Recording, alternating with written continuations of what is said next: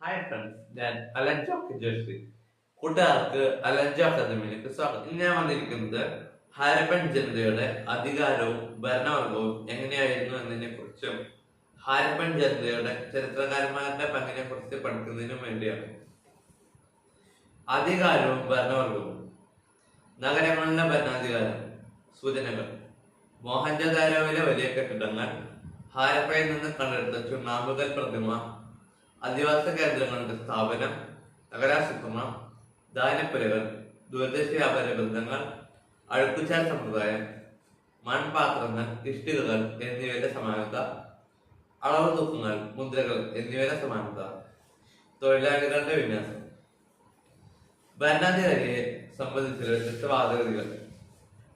പുരോഹിത രാജാക്കന്മാർ ഭരിച്ചിരുന്നെന്ന വാദം, ഒന്നിലേറെ ഭരണാധികാരികൾ ഉണ്ടായിരുന്നു എന്ന വാദം, കച്ചവട സംഘം ഭരണം കൈയാളിയിരുന്നെന്ന വാദം, ഏക ഭരണകൂടമാണ് ഉണ്ടായിരുന്നത് എന്ന വാദം പൊതുവിൽ അംഗീകരിക്കപ്പെടുന്നു.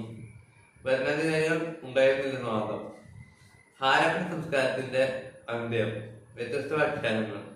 കാലാവസ്ഥ വ്യതിയാനം, വനനശീകരണം, പ്രളയങ്ങൾ, ഭൂകമ്പങ്ങൾ, പകർച്ചവ്യാധികൾ, നദികളുടെ ഗതിമാറ്റം, പരിസ്ഥിതി അസന്തുലിതാവസ്ഥ, ആര്യൻ ആക്രമണ സിദ്ധാന്തം, ശക്തമായ ഭരണ സംവിധാനം തകർന്നത്, ഭൂമിയുടെ അമിതുപയോഗം. ഹാരപ്പൻ സംസ്കാരത്തെ കണ്ടെത്തൽ. ക്ഷേത്രകാരന്മാരുടെ പങ്കുകൾ. ചാൾസ് മേസൺ ഹാരപ്പൻ സംസ്കാരത്തെ കുറിച്ച് ആദ്യ നിരീക്ഷണം. 1826 ഹാരപ്പ സന്ദർശിച്ചു. നഗരാവശിഷ്ടങ്ങൾ ശ്രദ്ധിച്ചു. അലക്സാണ്ടർ കണ്ണിംഗ്ഹാമും ആശയക്കുഴപ്പവും. ഇന്ത്യൻ പുരാതത്വ വിജ്ഞാനീയത്തിന്റെ പിതാവ്. ആർക്കിയോളജിക്കൽ സർവേ ഓഫ് ഇന്ത്യയുടെ ആദ്യ ഡയറക്ടർ ജനറലായിരുന്നു കണ്ണിംഗ്ഹാം. അദ്ദേഹം ഹരപ്പയിൽ നിന്ന് പൊത്തുലിഖിതങ്ങൾ ശേഖരിച്ചു. അദ്ദേഹം ഹരപ്പയെ കുറിച്ച് പഠിക്കാൻ 40 നൂറ്റാണ്ട് മുതലുള്ള ചൈനീസ് തീർത്ഥാടകരുടെ വിവരങ്ങൾ ആശ്രയിച്ചു. ലിഖിതരേഖകളെ അമിതമായി ആശ്രയിച്ചു. ഹരപ്പൻ ജനതയുടെ കാലഘടന നിർണയിക്കുന്നതിൽ അദ്ദേഹം പരാജയപ്പെട്ടു. ഹാരപ്പൻ വസ്തുക്കളെ യഥാർത്ഥ പഴക്കം തിരിച്ചറിയാൻ അദ്ദേഹത്തിന് കഴിഞ്ഞില്ല. ഇന്ത്യ ചരിത്രം ആരംഭിക്കുന്നത് ഗംഗാധരത്തിലെ നഗരവൽക്കരണത്തോടെയാണെന്ന് അദ്ദേഹം തെറ്റിദ്ധരിച്ചു. ദയാറാം സാഹ്നിയുടെ ശ്രമങ്ങൾ. ഹാരപ്പൻ മുദ്രകൾ കണ്ടെടുത്തു. RD ബാനർജിയുടെ ശ്രമങ്ങൾ. മോഹൻജദാരോയിൽ നിന്ന് മുദ്രകൾ കണ്ടെടുത്തു. ജോൺ മാർഷലിന്റെ ശ്രമങ്ങൾ. 1924 സിന്ധു നദീതട സംസ്കാരത്തെ കണ്ടെത്തിയതായി ലോകത്തെ അറിയിച്ചു. ഇന്ത്യയിലെ ആദ്യത്തെ പ്രൊഫഷണൽ പുരാവസ്തു ശാസ്ത്രജ്ഞനായിരുന്നു John Marshall. Mohenjodaro the Indus civilization എന്ന പുസ്തകം തയ്യാറാക്കി. തിരശ്ചീന രീതിയിലുള്ള ഖനനമാണ് അദ്ദേഹം നടത്തിയത്.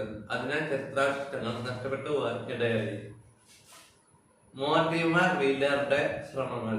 1944 ഇന്ത്യൻ പുരാവസ്തു വകുപ്പ് ഡയറക്ടറായിരുന്നു. ലംബ രീതിയിലുള്ള ഉത്ഖനനങ്ങൾക്ക് പ്രാധാന്യം നൽകി.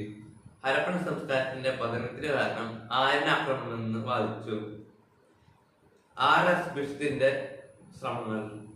ധോലവിരയിൽ ഉത്ഖനനങ്ങൾ നടത്തി. പുരാവസ്തു ഗവേഷകർ കണ്ടെത്തിയ വസ്തുക്കളിൽ തരംതിരിക്കുന്ന രീതികൾ. വസ്തുക്കളെ അടിസ്ഥാനമാക്കിയുള്ള വർഗീകരണം. ഉദ്ദേശങ്ങളെ അടിസ്ഥാനമാക്കിയുള്ള വർഗീകരണം. തരംതിരിക്കേണ്ട സഹായകമായ മാർഗങ്ങൾ. കണ്ടെടുത്ത പരിസരം പഠനവിധേയമാക്കൽ, പരോക്ഷമായ തെളിവുകളെ ആശ്രയിക്കൽ, സൂചക ഘടകങ്ങൾ വികസിപ്പിച്ചെടുക്കൽ. മതവിശ്വാസങ്ങളെ വിശദീകരിക്കുന്നതിൽ ചരിത്ര പണ്ഡിതന്മാരുടെ വ്യാഖ്യാനത്തിന്റെ പ്രശ്നങ്ങൾ. സ്ത്രീകളുടെ കളിമൺ രൂപങ്ങൾ, മാതൃദേവത, ഭൂമി ദേവി, ഫലസമൃദ്ധിയുടെ അടയാളം എന്നിങ്ങനെയുള്ള വ്യാഖ്യാനങ്ങൾ.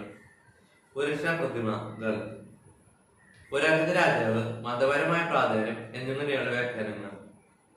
കെട്ടിടങ്ങൾ, രാജകീയ മന്ദിരം, അനുഷ്ഠാനപരമായ പ്രാധാന്യം എന്നിങ്ങനെയുള്ള വ്യാഖ്യാനങ്ങൾ. വലിയ കുളം, മതപരമായ ആവശ്യങ്ങൾക്ക് ഉപയോഗിച്ചു എന്ന വ്യാഖ്യാനം. മുദ്രകളുടെ ചിത്രീകരണങ്ങൾ.